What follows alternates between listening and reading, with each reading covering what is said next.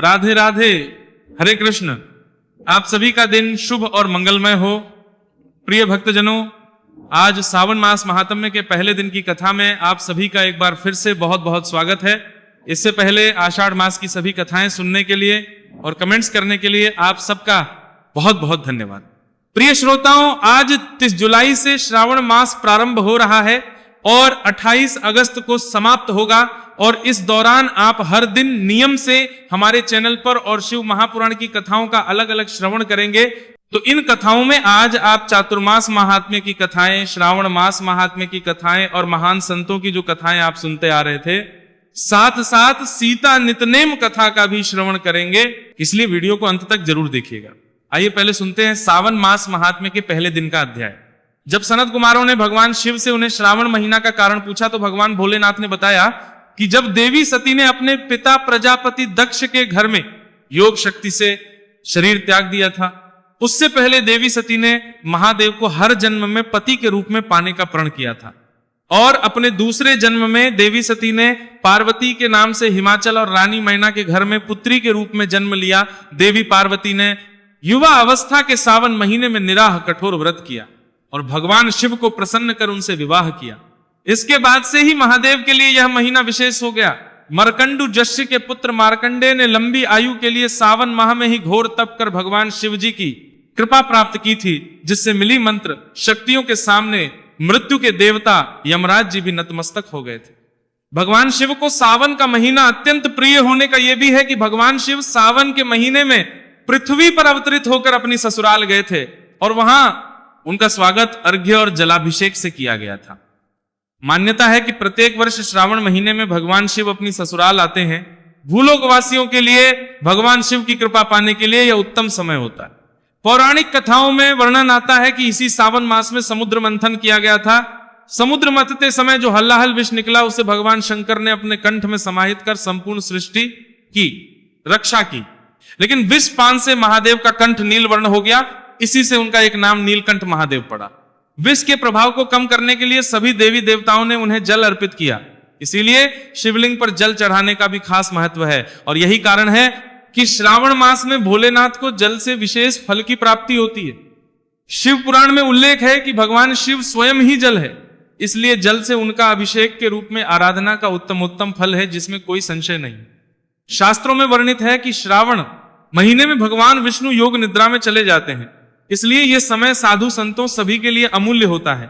यह 4 महीनों में होने वाला एक वैदिक यज्ञ है, जो एक प्रकार पौराणिक व्रत है जिसे चौमासा भी कहते हैं। इसके पश्चात सृष्टि के संचालन का उत्तरदायित्व भगवान शिव ग्रहण करते हैं, इसलिए श्रावण के प्रधान देवता भगवान शिव बन जाते हैं। क्षेत्र में एकत्रित शौनक आदि 88,000 ऋषियों ने श्री सूत जी से पूछा, हे सूत जी, हे महाभाग, हे व्यास शिष्य, हे अकलमश, आपके मुख कमल से अनेक ज्ञानों को सुनते हुए हम लोगों की तृप्ति नहीं हो रही, बार बार सुनने की इच्छा बढ़ती जा रही है। तुला राशि में स्थित सूर्य में कार्तिक मास का महत्व, मकर राशि में माघ मास का महत्व और मेष राशि में स्थित सूर्य में वैशाख मास का महत्व, और इसके साथ साथ उन मासों के जो भी धर्म है उन्हें आपने भली भांति कह दिया। यदि आपके मत में इनसे भी अधिक कोई महिमा में मास हो तथा भगवत प्रिय कोई धर्म हो तो आप उसे अवश्य कहिए, जिसे सुनकर अन्य कुछ भी सुनने की हमारी इच्छा ना रहे। वक्ता को श्रद्धालु श्रोता के समक्ष कुछ भी नहीं छिपाना चाहिए। तब श्रीति का प्रवास सूत जी बोले, हे मुनियों, आप सभी लोग सुने, मैं आप लोगों के वाक के गौरव से अत्यंत संतुष्ट हूं। आप लोगों के समक्ष मेरे लिए कुछ भी गोपनीय नहीं है। दंभ रहित होना, आस्तिकता, शठता का परित्याग, उत्तम भक्ति, सुनने की इच्छा, विनम्रता, ब्राह्मणों के भक्ति परायणता, सुशीलता, मन की स्थिरता, पवित्रता, तपस्विता और अनुसूया, ये श्रोता के 12 गुण बताए गए हैं। ये सभी आप लोगों में विद्यमान हैं। अतः मैं आप लोगों पर प्रसन्न होकर उस तत्व का वर्णन करता हूं। एक समय प्रतिभाशाली सनत कुमार ने धर्म को जानने की इच्छा से परम भक्ति से युक्त होकर विनम्रता पूर्वक भगवान शिव से पूछा।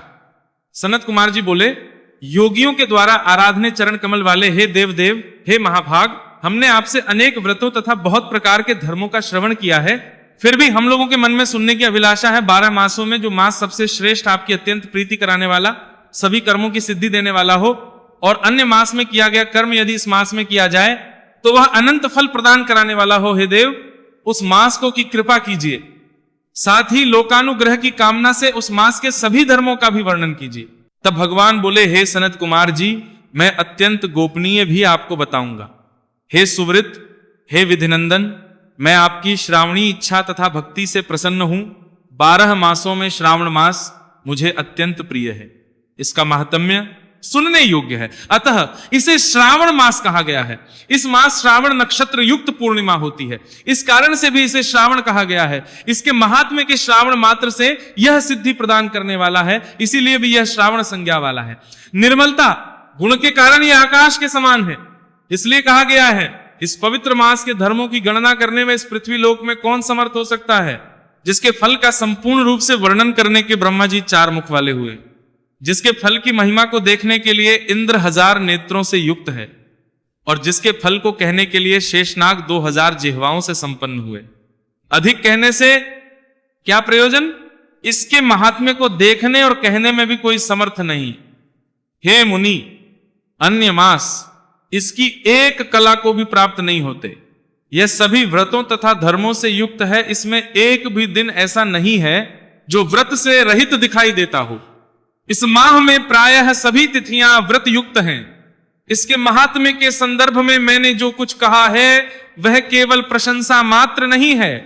आत्रों, जिज्ञासुओं, भक्तों, अर्थ की कामना करने वाले, मोक्ष की अभिलाषा रखने वाले और अपने अपने अभीष्ट की आकांक्षा रखने वाले चारों प्रकार के लोगों, ब्रह्मचर्य ग्रस्त, वानप्रस्थ, आश्रम वाले को इस श्रावण मास में व्रत अनुष्ठान करना चाहिए।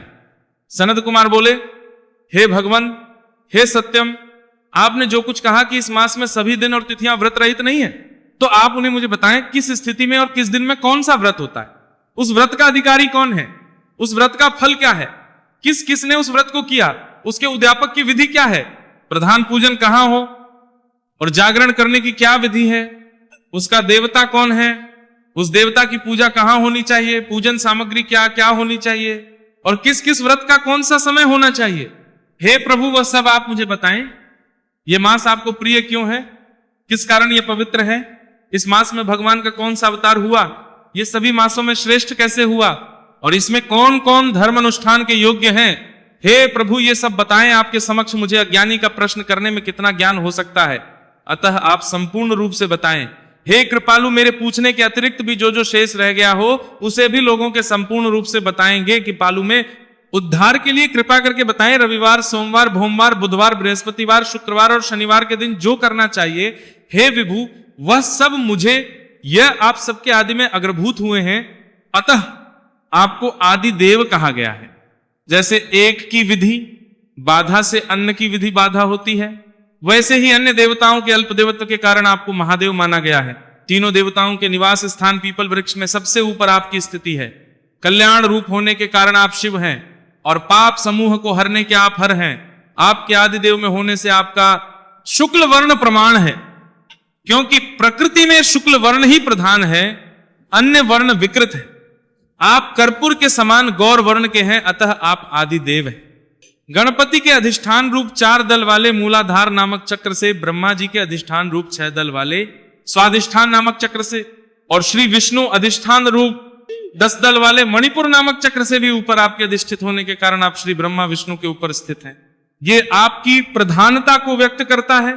हे देव, एकमात्र आपकी ही पूजा से पंचायतन पूजा हो जाती है, जो कि दूसरे देवता की पूजा से किसी भी तरह संभव नहीं है। आप स्वयं शिव हैं।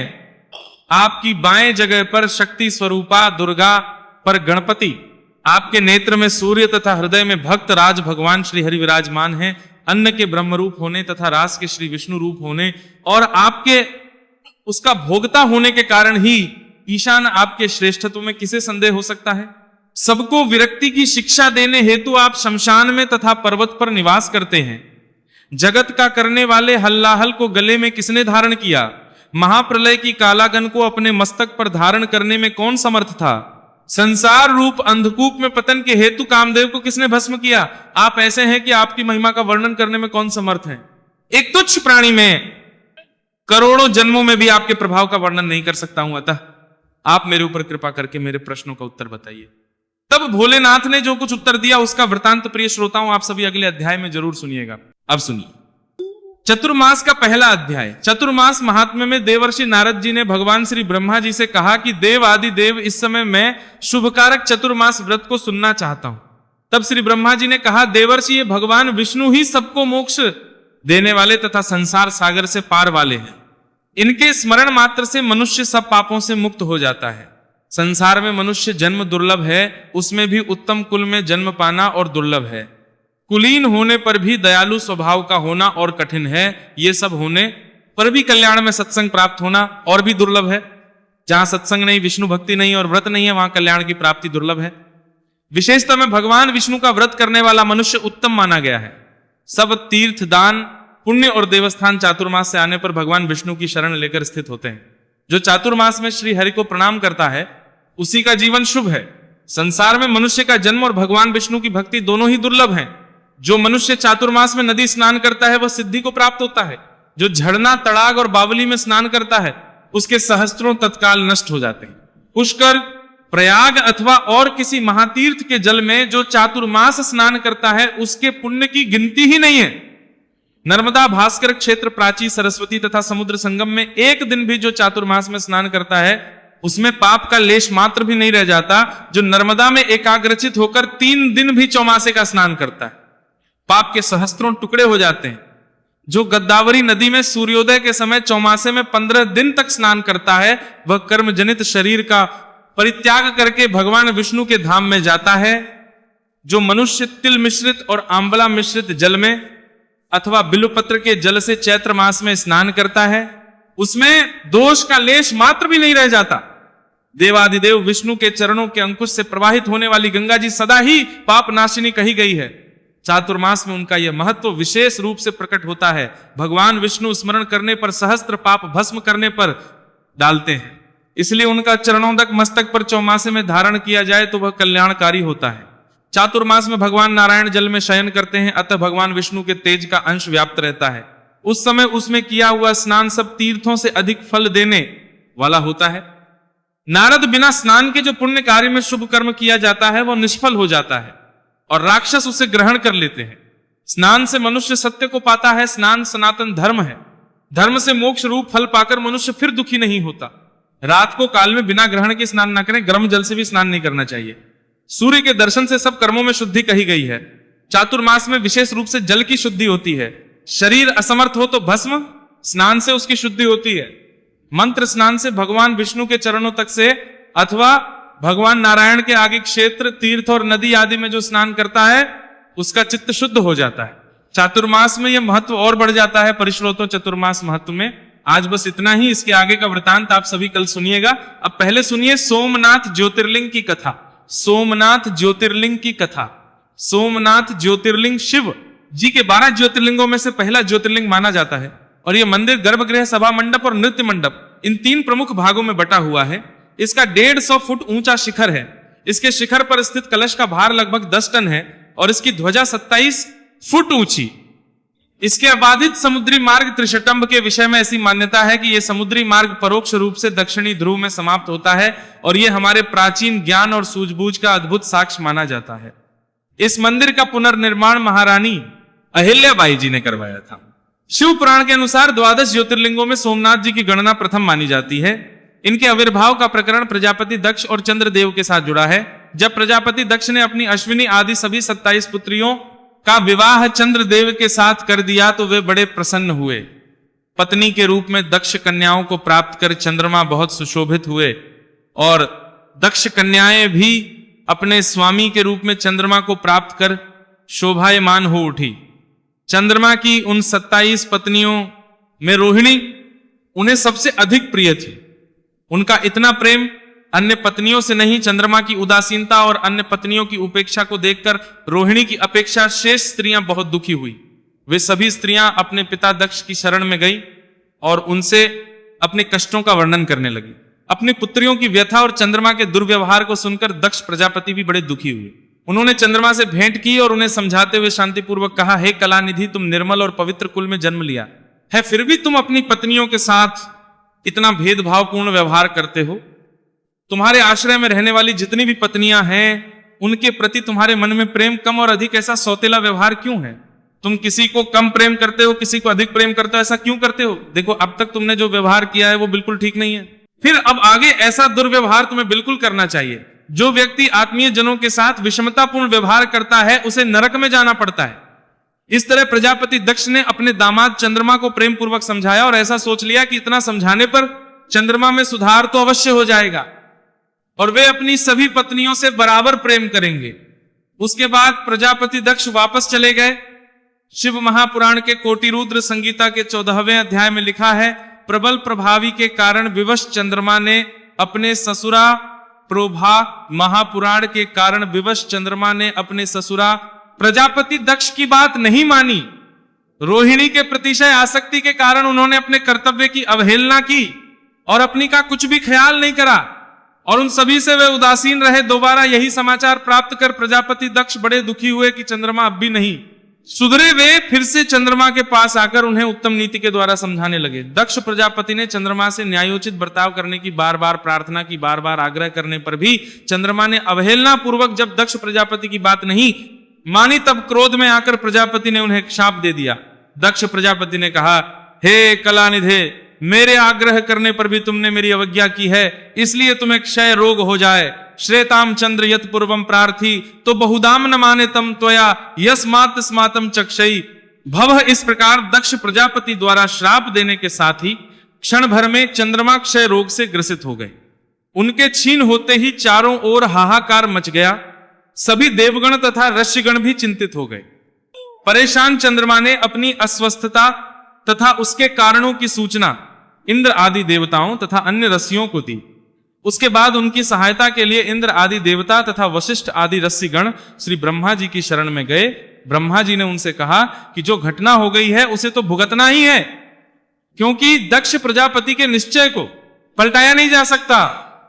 इसके बाद ब्रह्म ने उन देवताओं को एक उत्तम उपाय बतलाया। ब्रह्मा जी ने कहा कि चंद्रमा देवताओं के साथ कल्याणकारक शुभ प्रभास क्षेत्र में चले जाएं, वहां पर विधि पूर्वक शुभ मृत्युंजय मंत्र का अनुष्ठान करते हुए श्रद्धा पूर्वक भगवान शिव जी की आराधना करें।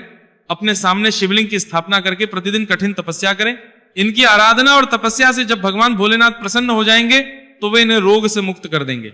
इस प्रकार पितामह ब्रह्मा जी की आज्ञा को स्वीकार कर देवताओं और ऋषियों के संरक्षण में चंद्रमा देव मंडल सहित प्रभास क्षेत्र में पहुंच गए। वहां चंद्रदेव ने महामृत्युंजय भगवान की अर्चना, वंदना और अनुष्ठान प्रारंभ कर दिया। वे मृत्युंजय मंत्र का जप तथा भगवान शिव की उपासना में तल्लीन हो गए। ब्रह्मा जी की ही आज्ञा के अनुसार चंद्रमा ने 6 महीने तक निरंतर तपस्या की और वृषभ ध्वज का पूजन किया। 10 करोड़ मृत्युंजय मंत्र का जप तथा ध्यान करते हुए चंद्रमा स्थिर चित्त से वह निरंतर खड़े रहे। उनकी उत्कट तपस्या से भक्त वत्सल भगवान शंकर जी प्रसन्न हो गए। उन्होंने चंद्रमा को दर्शन देकर कहा, चंद्रदेव तुम्हारा कल्याण हो। तुम जिसके लिए ये कठोर तप कर रहे हो, अपनी उस अभिलाषा को बतलाऊं, मैं तुम्हारी इच्छा अनुसार तुम्हें उत्तम वर प्रदान करूंगा। तब चंद्रमा ने प्रार्थना करते हुए विनय पूर्वक कहा, हे देवों के देव महादेव, हे देवेश्वर, आप मेरे सभी अपराधों को क्षमा करें और मेरे शरीर के इस क्षय रोग को दूर कर दीजिए। तब भगवान ने कहा, चंद्रदेव तुम्हारी कला प्रतिदिन एक पक्ष में क्षीण हुआ करेगी, जबकि दूसरे पक्ष में प्रतिदिन यह निरंतर बढ़ती रहेगी। इस तरह स्वस्थ और लोक सम्मान के योग्य हो जाओगे। भगवान शिव का कृपा प्रसाद प्राप्त कर तब चंद्रदेव बहुत प्रसन्न हुए। उन्होंने भक्ति भाव पूर्वक शंकर जी की स्तुति की। ऐसी स्थिति में निराकार शिव जी उनकी दृढ़ भक्ति को देखकर साकार लिंग रूप में प्रकट हो गए तथा प्रभास क्षेत्र के महत्व को बढ़ाने के लिए, देवताओं के सम्मान तथा चंद्रमा के यश का विस्तार करने के लिए स्वयं सोमेश्वर कहलाने लगे। चंद्रमा सोमनाथ बने। भगवान शिव संसार भर में सोमनाथ के नाम से प्रसिद्ध हुए। सोमनाथ भगवान की पूजा और उपासना करने से उपासक भक्त के क्षय तथा कोढ़ आदि रोग सर्वथा नष्ट हो जाते हैं और वह स्वस्थ हो जाता है। यशस्वी चंद्रमा के कारण ही सोमेश्वर भगवान शिव इस भूतल को परम पवित्र करते हुए प्रभास क्षेत्र में विराजते हैं। उस प्रभास क्षेत्र में सभी देवता मिलकर एक सोम कुंड की भी स्थापना की है। ऐसा विश्वास किया जाता है कि इस कुंड में शिव जी तथा ब्रह्मा जी का सदा निवास रहता है। इस पृथ्वी पर यह चंद्र कुंड मनुष्यों के पाप नाश करने वाले के रूप में प्रसिद्ध है और इसे पाप नाशक तीर्थ भी कहते हैं। जो मनुष्य सच्चे मन और श्रद्धा से इस चंद्र कुंड में स्नान करता है वह सभी प्रकार के पापों से मुक्त हो जाता है। और इस कुंड में बिना नागा लगातार 6 मास तक स्नान करने से क्षय आदि 2 साध्य और असाध्य रोग भी नष्ट हो सकते हैं। मनुष्य जिस भी किसी भावना या इच्छा से इस परम पवित्र और उत्तम तीर्थ का सच्ची मन और श्रद्धा से सेवन करता है तो वह बिना संशय ही उसे प्राप्त कर लेता है। शिव महापुराण की कोटि रुद्र संहिता के 14वें अध्याय में इस प्रकार वर्णित है, श्रीकरम च पवित्रम च शोक रोग निवारणम लोके वशीकरणम पुंसाम भस्म त्रैलोक्य पावनम पृथ्वी क्रम संभवम फलम प्रापनो। तो इस प्रकार सोमनाथ के नाम से प्रसिद्ध भगवान शिव देवताओं की प्रार्थना पर लोक कल्याण करने हेतु प्रभास क्षेत्र में सदैव सदैव के लिए विराजमान हो गए। इस प्रकार श्री में सोमेश्वर महादेव अथवा सोमनाथ ज्योतिर्लिंग की उत्पत्ति का वर्णन है। सभी प्रेम से बोलिए सोमनाथ ज्योतिर्लिंग की जय, बोले शंकर भगवान की जय। प्रिय श्रोताओं, अब सुनिए, महान संतों में एक परमहंस रामकृष्ण ठाकुर जी की कथा, जिसे आप 2 भागों में सुनेंगे। बंगाल का एक नगर निगम देरी, इस गांव में चट्टोपाध्याय वंश के लोग एक अरसे से भगवान राम जी के उपासक थे। कई पीढ़ियों के बाद इस वंश में खुदीराम ने सन 1775 ईस्वी में जन्म लिया। बड़े होने पर पैतृक भूमि प्राप्त हुई। गांव के बड़े किसानों में आपकी गिनती थी। इसी गांव के जमींदार रामानंद राय चंगेज खां के प्रतिरूप थे। एक बार किसी मुकदमे में गवाही देने के लिए उसने खुदीराम से कहा, खुदीराम भगवान राम के उपासक सरल हृदय के थे, कचहरी के नाम से डरते थे, फिर भला झूठी गवाही कैसे देते। खुदीराम के इनकार करने पर अब तो रामानंद राय का पारा चढ़ गया। कुछ दिनों बाद एक के बाद एक करके कई मुकदमों में खुदीराम को फंसाया गया। इन मुकदमों के कारण खुदीराम को अब अपने मकान और जमीन से हाथ धोना पड़ा। बंगाल के 3 जिलों की सीमा जहां आपस में मिलती है, उक्त संधि स्थल में श्रीपुर और मुकुंदपुर नामक 3 गांव हैं। इनमें कामारपुकुर काफी प्रसिद्ध है। कामारपुकुर गांव के निवासी श्री सुखलाल गोस्वामी खुदीराम के घनिष्ठ मित्र थे। अपने मित्र की ऐसी दयनीय हालत को देखकर उन्होंने खुदीराम को अपने यहां शरण दी। अपने मकान का आधा भाग रहने और जोतने के लिए 1.5 बीघा जमीन दान में दी। उन दिनों किसी को यह विश्वास नहीं था कि एक दिन कामारपुकुर धार्मिक स्थल बन जाएगा और गोस्वामी जी इतिहास में अमर हो जाएंगे। जब किसी परिवार में कोई महापुरुष अवतार लेता है तो वहां का अलग किस्म का अपने आप ही बन जाता है। विभिन्न प्रकार के अलौकिक दर्शन होने लगते हैं जो कि सामान्य परिवारों में दुर्लभ होते हैं। खुद ही राम किसी कार्यवश दूसरे गांव गए हुए थे। लौटते समय वे इतने थक गए कि एक वृक्ष के नीचे लेटकर विश्राम करने लगे। थके हुए थे तो नींद भी आ गई। उन्होंने स्वप्न में देखा कि भगवान श्री रामचंद्र उनसे आग्रह कर रहे हैं, सामने के खेत में एक अरसे से मैं उपेक्षित निहार पड़ा हूं, तुम मुझे अपने घर ले चलो, मैं तुम्हारी सेवा ग्रहण करने का इच्छुक हूं। खुदीराम ने गदगद भाव से कहा, प्रभु मैं ठहरा भक्तिहीन दरिद्र, मेरे घर में आपकी सेवा नहीं हो सकेगी, बहुत त्रुटि होने पर अपराधी हो जाऊंगा। भगवान ने कहा, डरने की कोई बात नहीं, मैं तुम्हारी किसी भी त्रुटि पर ध्यान ही नहीं दूंगा, बस मुझे यहां से ले चलो। भगवान की इस बात पर खुदीराम इतने मग्न हो गए कि रोने लगे और तभी आंखें खुल गई, स्वप्न बताई गई। जगह पर उन्होंने कौतूहल वश जाकर देखा एक शालिग्राम पर एक भुजंग बैठा हुआ है। अभी वे देख ही रहे थे कि शालिग्राम से भुजंग हट गया। जैसे ही उन्होंने उस शालिग्राम को उठाया, तुरंत ही भुजंग पास के किसी बिल में प्रवेश कर गया। खुदीराम समझ गए कि यही रघुवीर है। अत्यंत श्रद्धा के साथ घर लाकर वे पूजा करने लगे। खुदीराम के परिवार में उनकी पत्नी श्रीमती चंदा देवी और पुत्र राम और रामेश्वर और पुत्री कात्यायनी थे। सबसे बड़ा राम कुमार स्वस्ति वाचन और पूजा पाठ किया करता था। कहा जाता है कि आद्य शक्ति ने अपने इस उपासक की जीभ पर अपनी अंगुली से सिद्ध होने का मंत्र लिख दिया था। इस गुण के कारण राम कुमार किसी भी रोगी को देखकर यह बता देता था कि वह स्वस्थ होगा या नहीं। इस गुण के कारण राम कुमार की ख्याति चारों ओर फैल गई। एक बार ये गंगा स्नान करने कलकत्ता आए। घाट पर स्नान करते समय उन्होंने देखा कि एक महिला को पालकी सहित लोग गंगा जी में डुबोकर स्नान करा रहे हैं। शायद कड़े पर्दे के कारण ऐसा किया जा रहा है होगा, फिर भी उसकी शक्ल दिखाई दी गई। उस महिला की आकृति को देखते ही अपने गुण के प्रभाव से रामकुमार बोल उठे, आज तुम्हारा आखिरी गंगा स्नान है, कल ये लोग तुम्हें गंगा में विसर्जन कर देंगे। इनके उस महिला का पति खड़ा था, उसे यह बात सुनकर बड़ा आश्चर्य हुआ। वो इन्हें आदर के साथ अपने घर पर लाया। दूसरे दिन जब पत्नी चल बसी, तब इन्हें प्रणाम करते हुए कहने लगा कि आपके कथन की जांच करने के लिए ही मैं आपको यहां ले आया था। अपराध क्षमा करें, अगर आपकी बात गलत होती तो मैं आज आपका अपमान करके यहां से भगा देता। अपने विवाह के पश्चात जब रामकुमार ने अपनी की शक्ल देखी तो कहने लगे कि अगर ये कभी मां बनी तो निश्चित रूप में मर जाएगी, और यही वजह है कि वे पिता बनने से बराबर बसते रहे। राम कुमार जब 35 वर्ष के थे तब उनकी पत्नी गर्भवती हुई और प्रसव के बाद उनकी मृत्यु हो गई। दशहरे के बाद कुंवार के महीने में लक्ष्मी पूजा होती है। राम कुमार गांव में अपने एक यजमान के यहां पूजा करने गए हुए थे। आधी रात हो गई, लड़का घर नहीं आया। मां बेचैन हो उठी, घर से बाहर आकर लड़के के आने की बात जोहने लगी। थोड़ी देर बाद चंद्रा देवी को लगा जैसे गांव की ओर से कोई आ रहा है, शायद मेरा बेटा आ रहा है। यह सोचकर वे आगे बढ़ गई। पास जाने पर देखा कि एक अपूर्व सुंदरी अनेक अलंकारों से सजी हुई थी। सरल भाव से उन्होंने पूछा, बेटी तुम किधर से आ रही हो? तब उत्तर मिला, से आ रही हूं। चंद्रा देवी ने पूछा, तुमने मेरे पुत्र राम कुमार को देखा था? वो भी तो उसी गांव में पूजा करने गया है, अभी तक नहीं लौटा है। तब उस रमणी ने कहा कि आपका पुत्र जिस घर में पूजा कर रहा था, मैं उसी घर से आ रही हूं, डरने की बात नहीं है, वो आता ही होगा। चंद्रा देवी ने कहा, अब बेटी इतनी रात को अकेली कहां जाओगी? मेरे यहां ठहर जाओ, कल सवेरे चली जाना। रमणी ने कहा, नहीं मां जी, मुझे बहुत दूर जाना है, आपके यहां फिर कभी आऊंगी। चंद्रा देवी अपने पुत्र की प्रतीक्षा में परेशान थी। उन्हें इस बात पर बिल्कुल भी संदेह नहीं हुआ कि आधी रात को जेवरों से लदी अकेली युवती सुबह से कैसी चली आ रही है और यह महिला उनके लड़के को कैसे पहचान गई। तभी उन्होंने देखा कि पड़ोसी के की ओर जाते जाते वह महिला अचानक अदृश्य हो गई।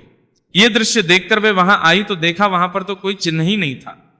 अचानक वो लगी तो क्या महिला के वेश में वो कोई देवी थी? घर में आकर चंद्रा देवी ने अपने पति से सारी बातें बताई। खुदीराम ने कहा, श्री श्री लक्ष्मी देवी ने तो आज कृपा करके तुम्हें दर्शन दिए हैं, तुम तो धन्य हो गई हो। और थोड़ी ही देर बाद जब रामकुमार वापस आ गए तो वह भी घटना का विवरण सुनकर चकित रह गए। इस घटना के कुछ ही दिनों बाद खुदीराम गया यात्रा के लिए रवाना हुए। वहां से वापस चंद्रा देवी ने एक अद्भुत कहानी सुनाई। उन्होंने बताया कि एक रात को मैंने स्वप्न में देखा कि एक ज्योतिर्मय देवता मेरी बगल में सोए हुए हैं। मैंने सोचा कि कोई बदमाश है, ये सोचते ही मैं डर गई। तुरंत रोशनी की तो देखा कहीं कोई नहीं। इसी प्रकार एक घटना और हुई। एक दिन शिव मंदिर के समीप खड़ी धनिया से बातें कर रही थी। ठीक उसी समय महादेव के अंग से एक दिव्य ज्योति ने निकलकर तरंग की तरह आकर मुझे ढक लिया और मैं तुरंत बेहोश होकर गिर पड़ी। इन दोनों घटनाओं को सुनने के बाद खुदीराम ने कहा, मेरे साथ भी गया में अद्भुत घटना हुई थी। श्राद्ध आदि कार्यों से निवृत्त होकर मैं डेरे पर आकर सो गया था। रात को मैंने स्वप्न में देखा कि मैं मंदिर में खड़ा हूं। मेरे सभी पूर्व पुरुष हाथ जोड़े खड़े हैं। मंदिर के भीतर एक सिंहासन पर एक ज्योतिर्मय पुरुष बैठे हैं। उक्त पुरुष ने मुझसे कहा, खुदीराम मैं तुम्हारी भक्ति से प्रसन्न हूं। तुम्हारे यहां पुत्र रूप में जन्म लेकर मैं तुम्हारी सेवा ग्रहण करूंगा। यह बात सुन मैं तो आत्मविभोर हो उठा और मैंने कहा, भगवान मुझे यह सौभाग्य प्रदान ना करें तो ही अच्छा होगा। मेरे जैसे दरिद्र ब्राह्मण के घर आने में तो आपको काफी कष्ट होगा। इससे तो अच्छा है कि आप मुझे अपना दर्शन ही बराबर देते रहे। लेकिन प्रभु ने इस बात को स्वीकार नहीं किया। उन्होंने कहा, डरो मत खुदीराम, तुम जो कुछ खिलाओगे उसे मैं तृप्ति के साथ स्वीकार करूंगा। अब भला इस बात पर क्या कहता। थोड़ी देर चुप रहने के बाद खुदीराम ने पुनः कहा, सुनो, इन बातों की चर्चा आप किसी से मत करना।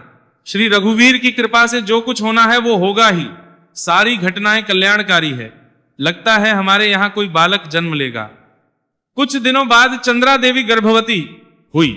इस बीच उन्हें अक्सर अलौकिक दर्शन होने लगे। कभी किसी को हंस पर सवार आते देखती तो कभी शिव मंदिर ज्योति आते देखती।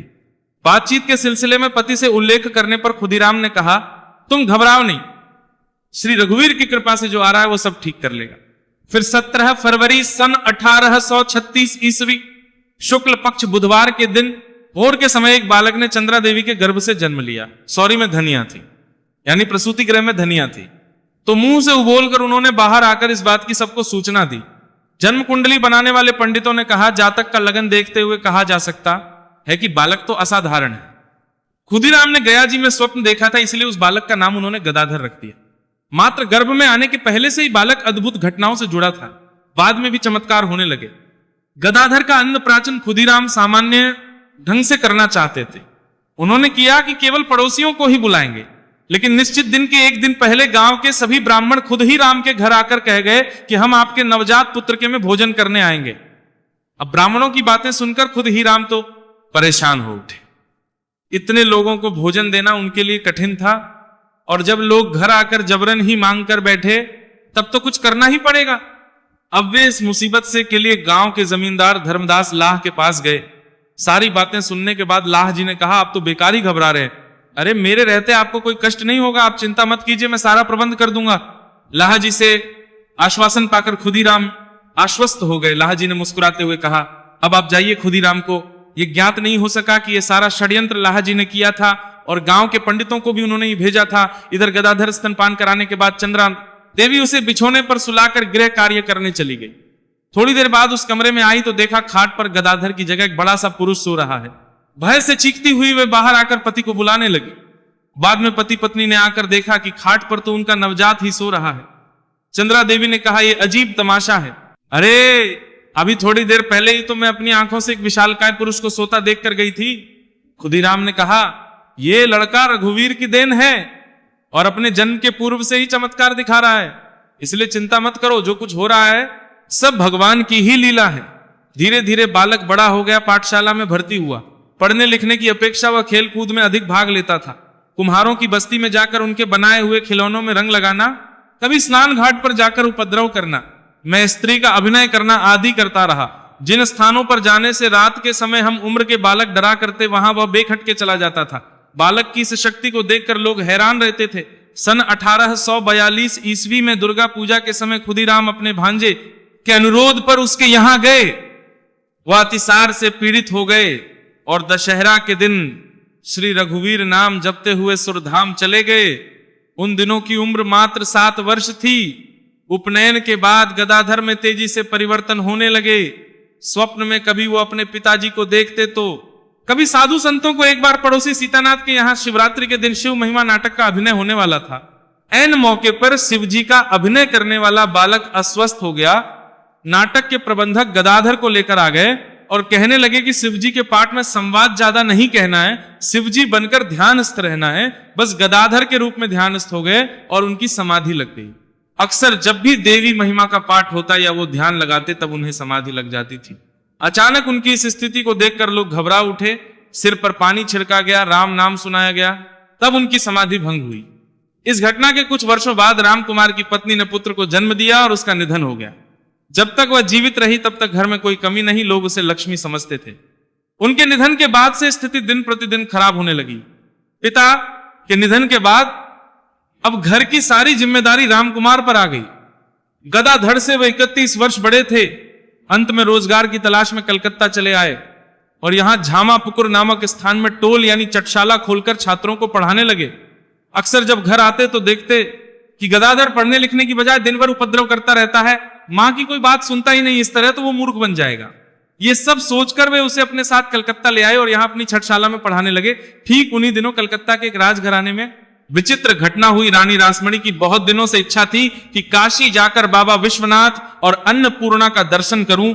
इस कार्य के लिए यात्रा की सारी तैयारियां पूरी हो गई, लेकिन इसी बीच उनके पति का निधन हो गया। फलस्वरूप ये यात्रा स्थगित हो गई। विशाल संपत्ति की सारी जिम्मेदारी अब रानी पर आ गई। कुछ दिनों बाद सन 1849 ईस्वी में पुनः रानी ने काशी जाने का निश्चय किया। यात्रा करने के एक दिन पूर्व रात्रि में रानी को स्वप्न में देवी ने आदेश दिया कि काशी जाने की आवश्यकता नहीं है। भागीरथी के किनारे किसी मनोरम स्थान पर मूर्ति प्रतिष्ठित कर दो और भोग पूजा का प्रबंध कर दो। मैं उस मूर्ति में अभिभूत होकर तेरी पूजा भोग ग्रहण करूंगी। अब तो देवी के आदेश से रानी अभिभूत हो उठी। तुरंत काशी यात्रा स्थगित करके वे मंदिर के निर्माण में लग गई। निर्माण कराते समय रानी के मन में यह विचार उत्पन्न हुआ कि मैं क्षुद्र हूं, मेरे द्वारा निर्मित मंदिर में अगर ब्राह्मण पुजारी पूजा ना करने आए या लोग भोग स्वीकार ना करें तो क्या होगा। इसी शंका के निवारण के लिए उन्होंने मूर्धन्य पंडितों को अपने यहां आमंत्रित करके मंदिर के बारे में जानकारी मांगी। सभी पंडितों ने एक राय से कहा कि जाति से अपशूद्र है, इसलिए शास्त्रकारों के मत से कोई भी ब्राह्मण इस मंदिर में ना तो मूर्ति की प्रतिष्ठा करेगा और ना ही भोग ग्रहण करेगा। अब तो पंडित मंडली की इस राय को सुनकर रानी रासमणी सन्न रह गई। अब क्या वो इतने भक्ति के साथ मंदिर का निर्माण हुआ, मूर्ति भी बन गई। अब प्रतिष्ठा के प्रश्न पर सामाजिक बाधा आड़े आ गई। तभी से रामकुमार चट्टोपाध्याय ने अप्रत्याशित रूप से व्यवस्था कर दी कि प्रतिष्ठा के पूर्व अगर रानी उक्त संपत्ति किसी ब्राह्मण को दान कर दे तो वही ब्राह्मण मूर्ति की प्रतिष्ठा कर सकता है। ऐसे ब्राह्मण द्वारा अन्न भोग ग्रहण करने में शास्त्र नियमों का पालन होगा। उच्च वर्ण के लोग अगर वहां प्रसाद ग्रहण करेंगे तो दोष के भाग ही नहीं होंगे। इस व्यवस्था को पाकर रानी का तो हृदय खिल उठा। उन्होंने पंडित मंडली से पुनः अनुरोध किया, लेकिन कोई आगे नहीं आया। यहां तक कि पुजारी पद के लिए लंबी तनख्वाह देने का प्रलोभन भी दिया गया। सभी लोगों की राय थी कि यह कार्य सामाजिक प्रथा के विरुद्ध है। ऐसा होने पर भी कोई ब्राह्मण वहां प्रसाद ग्रहण नहीं करेगा। परंतु किसी भी पंडित को यह साहस नहीं हुआ कि रामकुमार जी की उक्त व्यवस्था शास्त्र विरुद्ध है। रानी के यहां कामापुर निवासी महेश चटर्जी नामक एक कर्मचारी था। वह अपनी प्रतिष्ठा बढ़ाने के लिए उपाय सोचने लगा। उसे यह तो मालूम था ही कि रामकुमार की स्थिति अच्छी नहीं है, और जब उन्होंने व्यवस्था कर दी है तो जरा झुककर आवेदन करने पर वे ही पुजारी बनने सकते हैं। लेकिन खुद से आवेदन करने में हिचकने लगा, तो उस रानी को अपना सुझाव देकर कहा कि आप अगर रामकुमार जी को इस आशय का पत्र लिखकर अनुरोध करें तो वे राजी हो सकते हैं। मेरे गांव के तांत्रिक पंडित हैं, बाकी बातें मैं समझा दूंगा। महेश के कथनानुसार रानी ने पत्र लिखा। रामकुमार ने सोचा कि मेरे अस्वीकार करने पर जगदम्बा माता की पूजा नहीं होगी। रानी ने जब यह लिखा है कि कुछ दिन कार्यभार संभाल दें, आगे योग्य पुजारी मिलते ही आप चले जा सकते हैं, तब तो कोई हर्जी नहीं। रामकुमार की स्वीकृति मिलते ही अब तो होने लगी। उस दिन काशी, नवदीप, श्रीहट आदि जगहों से पंडित आए। सभी को रेशमी वस्त्र, उत्तरी और दक्षिणा में एक एक गिन्नी दी गई। इस कार्य में रानी ने लगभग 9 लाख रुपए खर्च किए थे। समारोह के दिन गदाधर भी आया था, लेकिन वह प्रसाद ग्रहण करने नहीं गया। शाम को बाजार से एक पैसे की लाइक खरीदकर डेरे पर आकर सो गया। दूसरे दिन पुनः बड़े भैया को वापस ना आते देखकर गदाधर आया। रामकुमार के करने पर भी वो नहीं रुका। झामापुर में बड़े भैया की वापसी की राह वो 1 सप्ताह तक देखते रहा। बाद में 8वें दिन वो फिर दक्षिणेश्वर आया तो देखा कि बड़े भैया को तो मंदिर का स्थायी रूप से पुजारी बना दिया गया है। रामकुमार ने मूर्ति प्रतिष्ठा करने के बाद सोचा था कि 2-4 दिन के भीतर रानी को ही पुजारी ठीक कर लेंगी तो मैं पुनः अपनी चटशाला में वापस चला जाऊंगा। स्थायी रूप से पुजारी बनने की इच्छा से वे यहां नहीं आए थे, लेकिन उनसे अनुरोध करने के अलावा काफी दबाव भी डाला गया। लाचारी में उन्हें पुजारी पद ग्रहण करने के लिए मजबूर होना पड़ा। गदाधर ने भी समझ लिया कि अब भैया जब शाला वापस नहीं जाएंगे, फलस्वरूप वो भी यहीं रहने लगे। मूर्ति स्थापना के बाद से रानी के सबसे छोटे दामाद मथुरानाथ अक्सर मंदिर की व्यवस्था देखने आया करते थे। रानी को पुत्र लाभ नहीं हुआ था। मथुरानाथ रानी की सारी जायदाद की देखरेख करते थे। जब कभी वे मंदिर आते तो उनकी नजर गदाधर पर पड़ती। उन्हें गौर से देखते रहने के कारण उनके प्रति उनका आकर्षण बढ़ता गया। एक दिन उन्होंने रामकुमार से कहा कि आप मंदिर के पूजा कार्य में छोटे पुजारी को क्यों करता नहीं लगा देते। रामकुमार जी अपने छोटे भाई के स्वभाव से परिचित थे। अभी तक वह भोग नहीं खाता था, अपने लिए भोजन अलग से बनाता था। रामकुमार ने उसके स्वभाव की चर्चा करते हुए कहा कि उसे इस लगाना बहुत कठिन है। रामकुमार की राय सुनकर मथुरानाथ ने निश्चय किया कि चाहे जो भी हो, गदाधर को देवी की सेवा में लगाऊंगा। ठीक इन्हीं दिनों रामकुमार का भांजा हृदय राम नौकरी की तलाश में अपने मामा के पास आया। गदाधर से उम्र में 4 वर्ष छोटा था। हम उम्र होने के कारण दोनों एक साथ खेलते, घूमते और काम करते थे। गदाधर गंगा किनारे से मिट्टी लाकर शिवजी की मूर्ति इस ढंग से बनाता था जिसे देखकर आश्चर्य होता। एक दिन ने देखा और एक मूर्ति ले जाकर रानी को दिखाई। दोनों चकित रह गए। इस तरह की कलापूर्ण मूर्ति बाजार में जलती दिखाई नहीं देती। दूसरे दिन मंदिर आने पर गदाधर उन्हें देखते ही आड़ में छिप गया। हृदय राम के पूछने पर गदाधर ने कहा कि आज वे मुझे पूजा करने के लिए कहेंगे। देवी के अंग पर लाखों रुपए के जेवर हैं, कहीं चोरी हो गई तो मुफ्त के झंझट में फंस जाऊंगा। तू अगर उन जेवरों की जिम्मेदारी ले लें तो मैं उनके प्रस्ताव को स्वीकार कर सकता हूं। हृदय को नौकरी की तलाश थी, उसने झट स्वीकार कर लिया। गदाधर ने जैसा सोचा था वही हुआ। मथुरानाथ ने अनुरोध करके पूजा कार्य में गदाधर को भी लगा लिया। रामकुमार स्वयं अपने छोटे भाई की पूजा कार्य की शिक्षा देने लगे। गदाधर ने एक दिन हृदय राम से कहा कि ध्यान करने के लिए पंचवटी की स्थापना करनी चाहिए। इसके पहले वे आंवला के वृक्ष के नीचे जाकर, यानी आंवले के वृक्ष के नीचे जाकर ध्यान लगाया करते थे। अब वह गिर गए सुझाव के अनुसार बरगद, पीपल आदि 5 पेड़ लगाए गए और पंचवटी की स्थापना हो गई। यहां नियमित रूप से गदाधर आते और ध्यानस्थ हो जाते थे। अचानक बड़े भाई का निधन हो गया। अब तो पूजा की सारी जिम्मेदारी गदाधर को दे दी गई।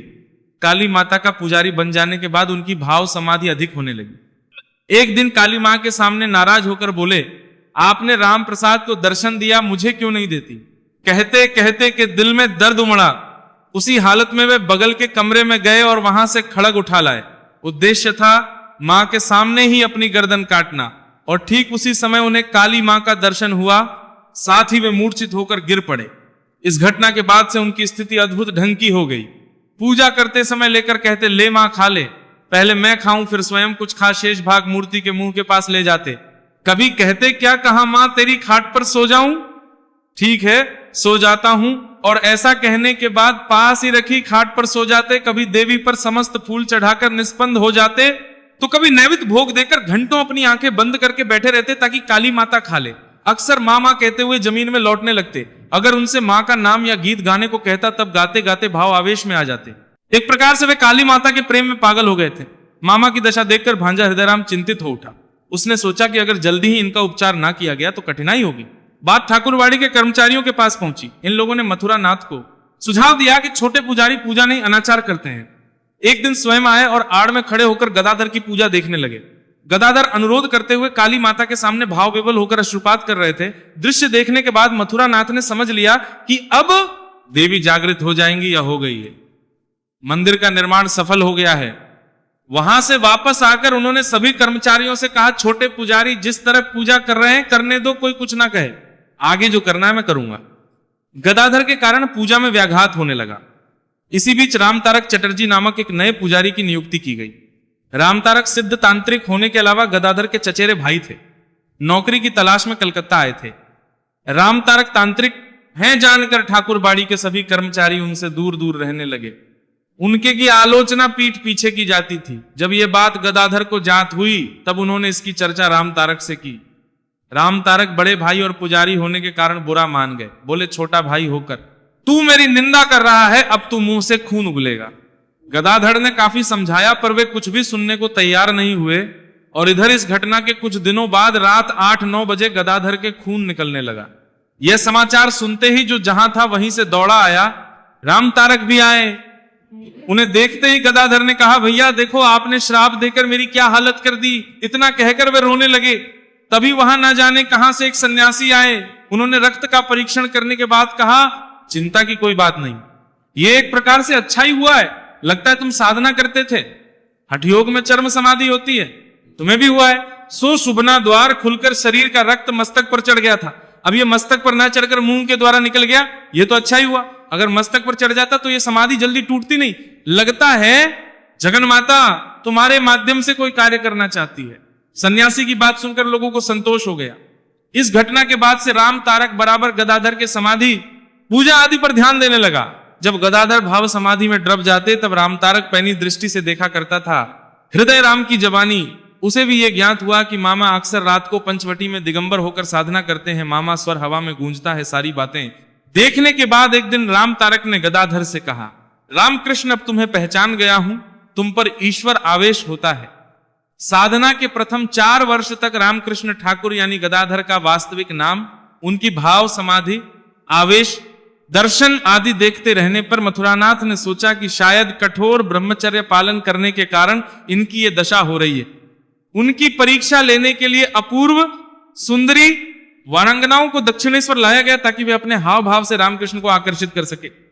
बाद में इन्हें मछुआ बाजार वेश्या मोहल्ले में ले जाया गया। सभी वारांगनाएं इन्हें आकर्षित करने लगी, लेकिन इन सभी महिलाओं में इन्हें जगत माता का रूप दिखाई देने लगा। जिसके भी सामने जाते मां मां कहते हुए उसके सामने चेतना शून्य हो जाते। दूसरी ओर वारांगनाओं की दशा विचित्र हो जाती। उनका हृदय भगवत कृपा से वात्सल्य रस से परिपूर्ण हो उठता। सारा दृश्य मथुरानाथ की दृष्टि से गुजरता रहा। उन्हें इससे बड़ा दुख हुआ। अपने कुकर्म के लिए वे मन ही मन पश्चाताप करने लगे। अब धीरे धीरे रामकृष्ण के प्रति उनकी श्रद्धा भक्ति बढ़ती गई। यहां तक कि बिना एक पल देखे उन्हें चैन नहीं मिलता था। सबसे छोटा पुत्र होने के कारण चंद्रा देवी की ममता रामकृष्ण पर अधिक थी। इधर रामकुमार के निधन हो जाने के बाद से वे उसके बारे में अधिक चिंतित रहती थी। कलकत्ते से उनके परवाल के बद्दे लेकर के साथ ही बत्ती की ममता रामकृष्ण पर अधिक थी। बारे में समाचार आया कि रामकृष्ण उन्मादग्रस्त हो गया है। तब मंजले रामेश्वर उन्हें जाकर के ले आए, लेकिन स्वयं पुजारी बनने की प्रतिश्रुति दे आए। अब गांव में बुलाकर मां ने ओझा को दिखाया, वैद्य से इलाज कराया, लेकिन इन सब से कोई लाभ नहीं हुआ। बुजुर्गों ने राय दी कि लड़के का विवाह जल्दी कर दो। मां को यह राय बड़ी पसंद आई। जयराम बाटी गांव के श्री रामचंद्र मुखर्जी की बेटी शारदा देवी के साथ श्री रामकृष्ण का विवाह हो गया। उन दिनों शारदा देवी की उम्र 5 और रामकृष्ण की 21 साल थी। पेश होता के बाद जो कुछ हुआ उसका वृतांत आप सभी अगले अध्याय में जरूर सुनिएगा। ये थी आज की कथा, सभी प्रेम से बोलिए परमहंस रामकृष्ण जी की जय। अब सुनिए सीता नितनेम की कहानी। यह कहानी सीता माता कहती थी और श्री राम इसे सुना करते थे। एक दिन श्री राम भगवान को किसी काम के लिए बाहर जाना पड़ गया तो सीता माता कहने लगी कि भगवान मेरा तो 12 वर्ष का नित्यनेम नित्य नियम है, अब आप बाहर जाएंगे तो मैं अपनी कहानी कैसे सुनाऊंगी। श्री राम ने कहा कि तुम कुएं की पाल पर जाकर बैठ जाना और वहां जो औरतें पानी भरने आएंगी उन्हें अपनी कहानी सुना देना। सीता माता कुएं की पाल पर जाकर बैठ जाती हैं। एक स्त्री आई, उसने रेशम की जरी की साड़ी पहन रखी थी और सोने का घड़ा ले रखा था। सीता माता उसे देख कहती है कि बहन मेरा 12 वर्ष का नित्यनेम सुन लो। पर वह स्त्री बोली कि मैं तुम्हारा नित्यनेम सुनूंगी तो मुझे घर जाने में देर हो जाएगी और मेरी सास मुझसे लड़ेगी। उसने कहानी नहीं सुनी और चली गई। उसकी रेशम जरी की साड़ी फट गई, सोने का घड़ा मिट्टी के घड़े में बदल गया। सास ने देखा तो पूछा कि ये किसका दोष अपने सिर लेकर आ गई है। बहू ने कहा कि कुएं पर एक औरत बैठी थी, उसने कहानी सुनने के लिए कहा लेकिन मैंने सुनी नहीं जिसका यह फल मिला। बहू की बात सुनकर अगले दिन वही साड़ी और घड़ा लेकर सास कुएं की पाल पर गई। सास को वही माता सीता बैठी मिली तो माता सीता ने कहा कि बहन मेरी कहानी सुन लीजिए। सास बोली कि एक बार छोड़, मैं तो 4 बार कहानी सुन लूंगी। राम आए, लक्ष्मण आए, देश के पुजारी आए, नितनेम का नेम लाए, आओ राम बैठो राम, तपी रसोई जियो राम, माखन मिश्री खाओ राम, दूध बताशा पियो राम, सूत के पलका मोठो राम, शाल दुशाला पोठो राम, शाल दुशाला ओढ़ो राम, जब बोलूं जब राम ही राम, राम संवारे सबके काम खाली, घर भंडार भरेंगे सबका बेड़ा पार करेंगे, श्री राम जय जय राम। सास बोली कि बहन कहानी तो बहुत अच्छी लगी। कहानी सुनकर सास घर चली गई और उसकी साड़ी फिर से रेशम जरी की बन गई, मिट्टी का घड़ा फिर सोने के घड़े में बदल गया। बहू कहने लगी सासू मां आपने ये सब कैसे किया। सास ने कहा कि बहू तू दोष लगा के आई थी और मैं अब दोष उतार कर आ रही हूं। बहू ने फिर पूछा कि वह कुएं वाली स्त्री कौन है।